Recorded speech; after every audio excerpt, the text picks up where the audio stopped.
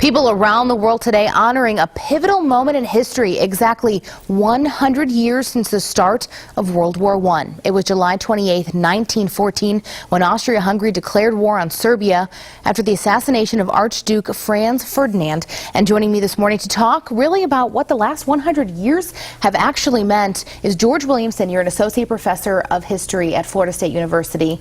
100 years, hard to believe. It doesn't seem like that long ago, especially when we have video and pictures of things like this. What has really happened in the last 100 years?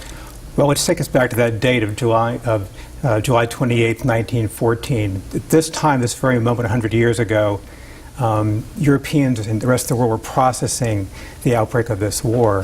What started the war was essentially a terrorist act. A young Serbian nationalist named Gavrilo Princip assassinated the Archduke Franz Ferdinand, who was the heir to the throne of Austria-Hungary. And Austria-Hungary considered this an act of war, in part because Serbia had known about the assassination plot and had not stopped it.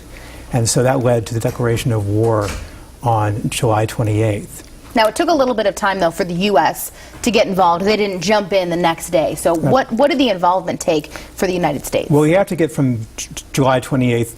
The interesting thing is from July 28th, a week later, all of Europe is at war. So it starts off as a small war basically in the Balkans between Austria-Hungary and Serbia. Within a week, you have Great Britain, France, and Russia and Serbia fighting on one side against Austria-Hungary and Germany. The United States did not get into the war until 1917. At the beginning of the war, most of the American public favored neutrality. What changed was a key moment was in 1915 when a British passenger liner named the Lusitania was sunk by a German submarine, and it killed 1,200 people on board, including 128 Americans. And this gradually kind of turned American public opinion against Germany. And you were mentioning that this anniversary, 100 years later, is actually more relevant than ever. What do you mean by that?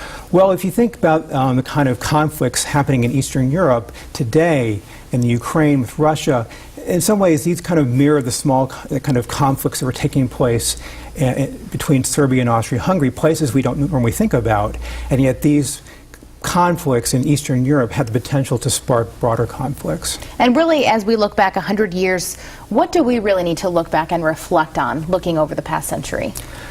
One thing I think that World War I teaches us, I think, is a certain sense of humility about the unforeseen consequences of actions, how a small conflict can lead to much bigger conflicts, how many smart people in 1914 thought they were doing the best thing for their countries by bringing them into war. They had no idea what they were getting into. They were getting into the worst war the world had ever seen.